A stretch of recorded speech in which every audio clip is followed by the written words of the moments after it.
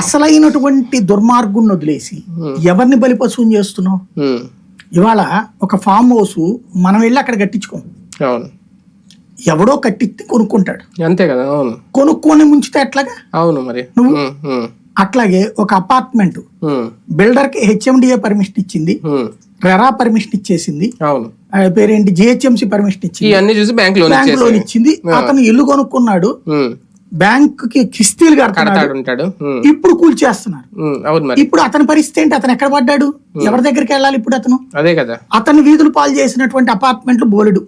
అవును, ఇప్పుడు వాస్తవంగా చెప్పాలంటే రియల్ ఎస్టేట్ రేవంత్ వచ్చాక ఒక పెద్ద స్ట్రోక్ ఇచ్చాడు, మామూలు స్ట్రోక్ కాదు.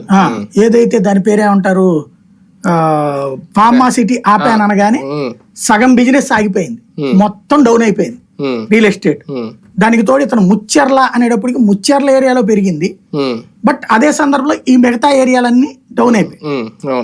అది ఒక సమస్య అయ్యింది. అమరావతి ఎఫెక్ట్ తో ఒకటి కొట్టుకుంటున్నారు చంద్రబాబు, వీళ్ళకున్న ఇమేజ్, వీళ్ళ క్యాస్ట్ ఈక్వేషన్స్, దీంతో ఒక సెక్షన్ వచ్చి ఎక్కడ ఇన్వెస్ట్మెంట్స్ డైవర్ట్ చేయకపోతుంటే ఆ రెండు దెబ్బలతో కుదేలైపోయింది. ఒకప్పుడు అదే హైదరాబాద్ లో కోకాపేట 100 కోట్లు అమ్మిన కొద్ది రోజులు గత బీఆర్ఎస్ ప్రభుత్వం, ఇప్పుడు చూస్తే మొత్తం సీన్ రివర్స్ అయ్యి రియల్ మొత్తం డమాల్ అన్నట్టు అంది.